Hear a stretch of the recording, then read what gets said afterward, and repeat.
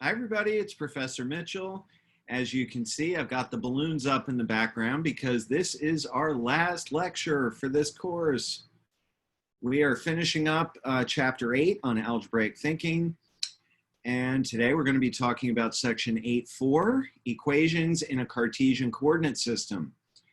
In this section, you'll be able to understand and explain equations of lines, the slope of a line and the slope formula, graphic and algebraic solutions for systems of linear equations, and ways to determine if a system of linear equations has a unique solution, infinitely many solutions, or no solutions. So hopefully you'll find that everything in this video is review. We cover all of this in usually a beginning algebra course. All right, so we'll start with our Cartesian coordinate system. The Cartesian coordinate system enables us to study both geometry and algebra simultaneously. A Cartesian coordinate system is constructed by placing two number lines perpendicular to each other. The location of any point P can be described by an ordered pair of numbers, A, B, where a perpendicular from P to the x-axis intersects at a point with coordinate A, and a perpendicular from P to the y-axis intersects at a point with coordinate B. The point is identified as P, A, B. So what that says in English is the first number tells you how far to move to the left or the right, and the second number tells you how far to move up or down. So here's a picture of that. You start at the origin, which has coordinates 0, 0. And then to get to a point like 4, 3, you would move 4 units to the right and then 3 units up.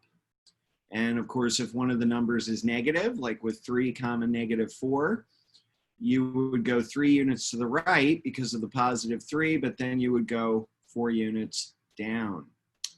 So remember that this horizontal axis is called the x-axis, the vertical axis is called the y-axis, and then you have 4 quadrants, which are numbered 1, 2, 3, and 4, starting in the top right and going counterclockwise. 1, 2, 3, 4.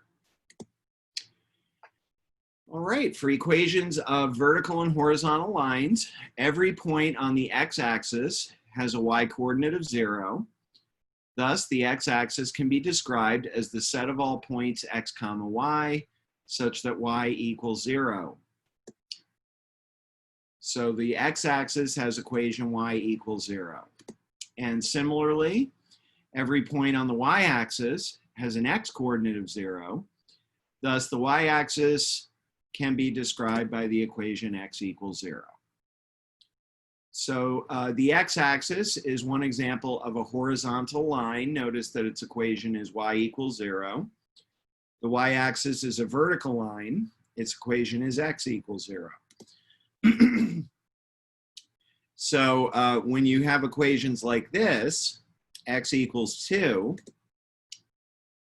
that line consists of all points whose x-coordinate is 2. So imagine starting at the origin, going 2 units to the right, and then you can go up or down as far as you want, all right? And if you take all of those points, you end up with a vertical line.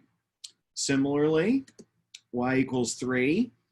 You can go left or right as far as you want, but then you have to go 3 units up. So when you take all those points together, they make a horizontal line.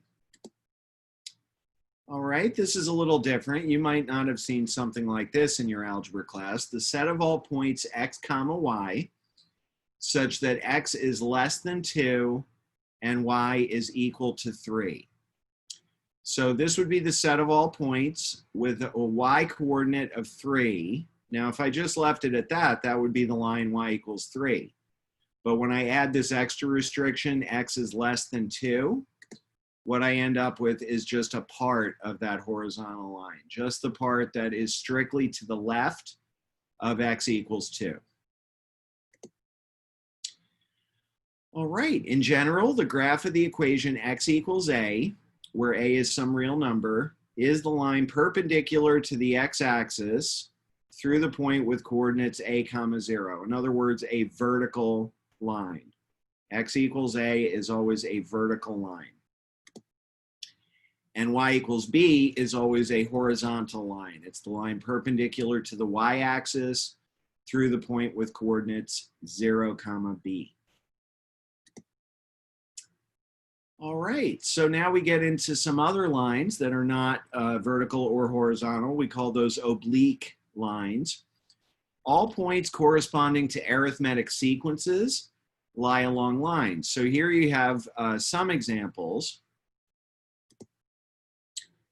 The slope of the line, usually represented by m, is a measure of steepness. So here's an example of a line with a positive slope. Here's a line with 0 slope, it's horizontal. And here's a line with negative slope. So lines with positive slope rise as you go from left to right. Lines with negative slope fall as you go from left to right. And it says that, in other words, down here. All right, in this example, we'll find the equation of the line that contains the points 0, 0, and 2, 3. So first of all, this line passes through the origin, so it has the form y equals m times x. So now if I take that equation and I substitute 2 for x and 3 for y, I get 3 equals m times 2. Solving that equation for m, I get m equals 3 halves, which means the equation of this line is y equals 3 halves x. All right, for a given value of m, the graph of y equals mx plus b, I bet that sounds familiar, is a straight line through the point 0 comma b and parallel to the line whose equation is y equals m times x. The graph of the line y equals mx plus b can be obtained from the graph of y equals mx by sliding y equals mx up or down b units depending on the value of b. Any two parallel lines have the same slope or are vertical lines with no slope. So here are 3 examples of parallel lines. They all have slope equal to 1 because that's the coefficient of the x term. And then over here we just have these 2 general lines. Here's y equals mx, which goes through the origin, and here's y equals mx plus b, which goes through 0 comma b. So notice that y equals mx plus b is b units above y equals mx. So this is assuming in this picture that the value of b is positive. Like we said just a minute ago, the graph of y equals mx plus b crosses the y-axis at the point 0 comma b. The value of y at the point of intersection of any line with the y-axis is called the y-intercept. And the slope-intercept form of a linear equation is y equals mx plus b. So far in this video, we're almost halfway through it. I've probably said very little that you haven't heard before. So hopefully this is a nice review for you. And similarly, the value of x at the point of intersection of any line with the x-axis is the x-intercept. All right, here's another example. Given the equation y minus 3x equals -6, let's find the slope, the y-intercept, and the x-intercept, and then we'll graph the line. So the first thing I'm going to do is add 3x to both sides of this equation. So the equation will be written in slope-intercept form. That gives me y equals 3x minus 6, which means that the slope is 3 and the y-intercept is -6. To get the x-intercept, we'll substitute 0 for y in the equation y equals 3x minus 6. and that's going to give us 0 equals 3x minus 6, which gives you x equals 2. So the y-intercept is -6, the x-intercept is 2. We should be able to pretty easily graph this line. There it is. There's 2, 0, and there's 0, -6. Every line has an equation of the form either y equals mx plus b or x equals a. So the only kind of line that does not have a slope is a vertical line. That's the only kind of line whose equation cannot be written in slope-intercept form. So you can write any line in one of these two forms. Remember, m is the slope and b is the y-intercept. Any equation that can be put in one of those forms is called a linear equation. All right, that brings us to slope. Given 2 points, x1, y1, and x2, y2, the slope m of the line through those 2 points is given by this formula, which you've definitely seen before. M equals the difference in the y's divided by the difference in the x's. Rise over run. Here's rise over run. So to get from this point to this point, we rise this much and run this much. So the amount of the rise is the difference in the y's. The amount of the run is the difference in the x's. All right, next example. Given the points 3, 1 and 5, 4, find the slope of the line that passes through those 2 points. So we'll just use the slope formula. Now, I always recommend that before you use the slope formula, you should label these points x1, y1, and x2, y2. And it doesn't matter which one is x1, y1, and which one is x2, y2, as long as you don't put x2 with y1 or put x1 with y2. Okay, this will help you put the numbers in the correct places. Hopefully your algebra teacher told you this. All right, so y2 minus y1 becomes 4 minus 1. x2 minus x1 becomes 5 minus 3, and that simplifies down to 3/2. All right, next we'll find the slope of the line passing through -3, 4 and -1, 0. Hopefully this goes without saying by now, but at any time, pause the video if you want to try a problem ahead of me. This one should work just like letter A. All right, y2 minus y1. Oh, look what they did this time. All right, this is a perfect example of what I was telling you just a minute ago. This time, they decided to label this point x2, y2. It absolutely does not matter. And they labeled this point x1, y1. You would get the same answer if you did it the other way. So hopefully there are some of you that paused the video and did this problem ahead of me and actually did it that way.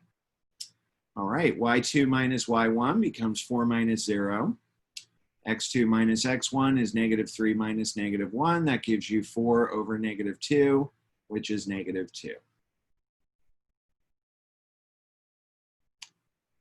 All right, next example, the points -4, 0 and 1, 4 are on line L. Let's find the slope of this line and then the equation of the line. So first the slope, that's easy. We'll just use the slope formula. And now we can use the slope formula again to find the equation of the line. We're going to use it in a different way. This time we're going to fill in one of the points, just one of them, and we will leave the other one as x comma y. All right, and now we know the slope, so we can set that equal to 4/5. Let me just say that in your algebra class, you almost certainly learned about point slope formula. If you use the point slope formula, you would get something that looks like this. I love the point slope formula. Okay, but you can do it this way too. So then when you distribute that 4/5, you get 4/5 x plus 16/5. And this is the equation of our line in slope-intercept form. All right, that brings us to systems of linear equations. The mathematical descriptions of many problems involve more than one equation, each having more than one unknown. To solve such problems, we must find a common solution to the equations if it exists. For example, Mei Chin paid $18 for 3 soy burgers and 12 orders of fries. Another time, she paid $12 for 4 soy burgers and 4 orders of fries. Assume the prices have not changed. Set up a system of equations with 2 unknowns representing the prices of a soy burger and an order of fries, respectively. So if we make X the price of a soy burger and Y the price of an order of fries, 3 soy burgers cost $3x and 12 orders of fries cost $12y. And we know that she paid $18 for that order, which gives us 3x plus 12y equals 18. And let me just explain how they got this. Notice that these 3 numbers have a common factor 3. So if you divide a 3 out of every term, you get this second equation, which is simpler. But you don't have to do that. Absolutely do not have to. All right. And now, because she paid $12 for the other order, we have 4x plus 4y equals 12, which simplifies, if you divide out a 4, to x plus y equals 3. All right, so we have our 2 equations to talk about x and y. And this is what really got me hooked on algebra back in the day. I remember thinking it was really cool that there was only one pair of numbers, x and y, that made both of these equations true. And it was like a puzzle to me. I really wanted to figure out what those numbers were. All right, so there are a couple different ways to do that. Actually, there's 3 different ways. One way is to graph the lines. And in that case, the point of intersection is the solution of the system. So this is what the graphs of those lines look like. And you can see that they intersect at the point 2, 1, which means a soy burger costs $2 because that's X, and fries cost $1 because that's Y. All right, that brings us to the substitution method, which is the second method for solving a system of linear equations. The first step with the substitution method is to solve one of the equations for one of the variables. Substitute this for the same variable in the other equation. Solve the resulting equation, which will just have one variable in it. And then substitute the value of that variable back into step 1 to find the value of the other variable. And then check, it's never a bad idea to check the solution. Check it in both equations. That's really important because with a lot of common errors, it turns out that the ordered pair will work in one of the equations but not in the other one. And then, of course, write the solution. All right, I will admit right up front that this is not a great example for the substitution method. I would probably use the elimination method to do this one, which we'll talk about next. All right, so we have this system, 3x minus 4y equals 5 and 2x plus 5y equals 1. There is one and only one ordered pair that makes both of those equations true. So to find that ordered pair, we will start by rewriting one of the equations and solving it for y. I could also solve it for x, it doesn't matter. All right, so they chose the first equation. I'm not going to spend a lot of time in these examples talking about, really minor algebra or things like that. So at any point, if you need a minute to think about something, please pause the video and figure it out. Don't just take my word for it. Okay. All right, so when we solve the first equation for y, we get y equals 3x minus 5 all over 4. So now we'll substitute that for y in the second variable, in the second equation, sorry. So the second equation was 2x plus 5y equals 1. I'll replace y with 3x minus 5 over 4. Now we'll multiply both sides of the equation by 4 to get rid of the fraction. So that's going to give us 8x plus 5 times 3x minus 5 equals 4. Distribute that 5, you get 8x plus 15x minus 25 equals 4. Combine like terms, add 25 to both sides. You get 23x equals 29, which means x equals 29 over 23. So that's kind of a ugly answer, but that's how it goes sometimes. Now we'll substitute this value for x in the equation y equals 3x minus 5 over 4 and solve for y. So if we do that, what we end up with is 3 times 29 over 23 minus 5 all over 4. And that comes out to negative 7 over 23. So this is one of those times that you should probably pause the video and make sure that you can get that to work.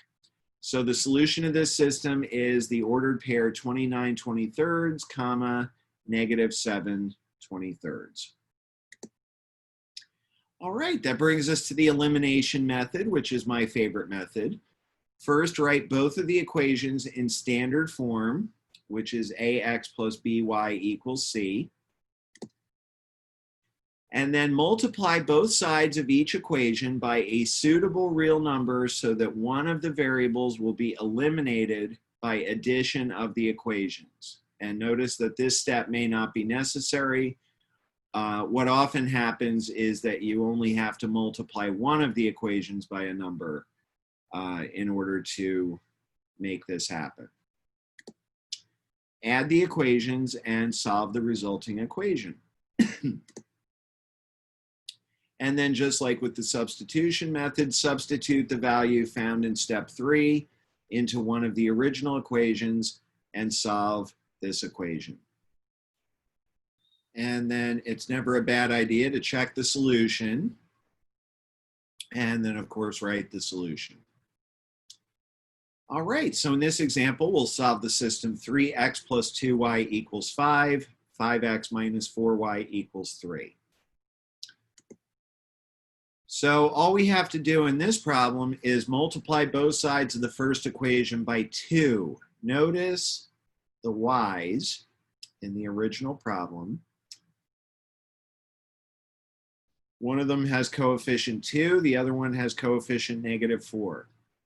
I want to make these coefficients opposites. And so the easiest way to do that is to multiply both sides of the top equation by 2. So if we do that, we get 6x plus 4y equals 10. And we left the second equation alone, 5x minus 4y equals 3.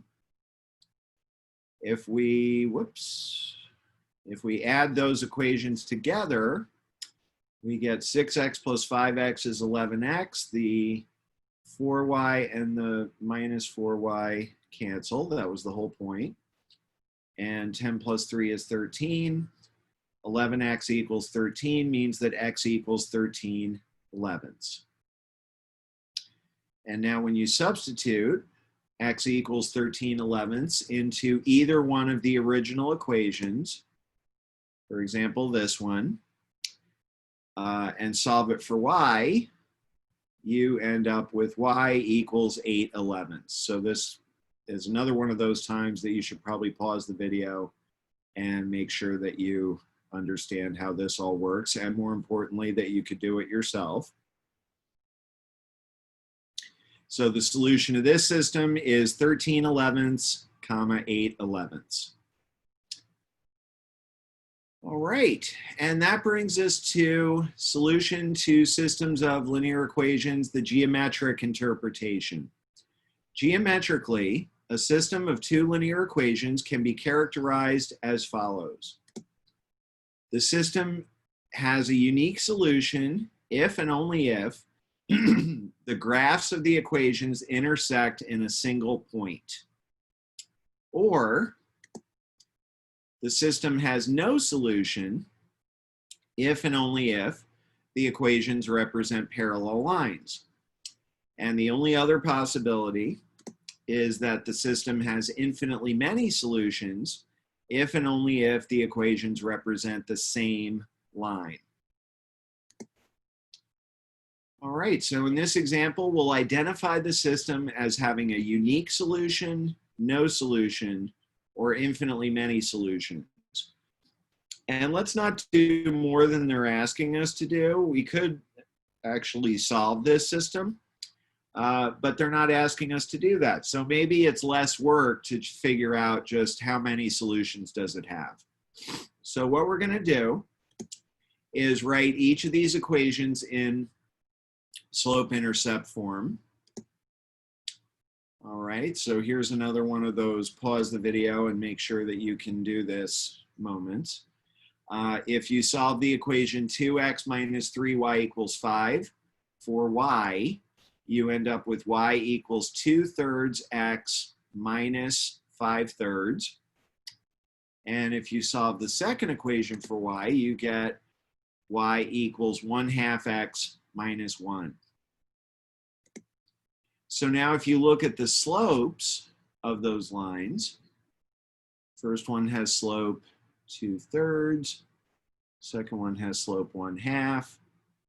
The slopes of those lines are different, which means the lines are not parallel, and therefore they must intersect in a single point. So it's as simple as that. If your two linear equations represent lines that have different slopes, then I promise you that that system of equations has one unique solution. However, let's see. Let's look at, did I skip something? No. Let's look at this equation, this example. We have x over 3 minus y over 4 equals 1. We have 3y minus 4x plus 12 equals 0. If we write each of those equations in slope-intercept form, the first one turns into y equals 4/3 x minus 4. The second one also turns into y equals 4/3 x minus 4. So these two equations, not only do they have the same slope, but they are actually the exact same equation, which means these two lines are identical, and therefore they have an infinite number of points in common. There are an infinite number of points on both lines. So the system has infinitely many solutions. All right, the very last example, we have 6x minus 9y equals 5, negative 8x plus 12y equals 7. Putting those equations in slope-intercept form, the first one turns into y equals 2/3 x minus 5/9. The second one turns into y equals 2/3 x plus 7/12. So these two lines have the same slope, but they are not the same line because they have different y-intercepts. That must mean that these two lines are parallel. And parallel lines have no points in common. There are no points that are on both lines, which means this system has no solution. And that's going to do it for the course. It's been a lot of fun, and maybe we'll see you next term. Have a great day, have a great week, have a great break.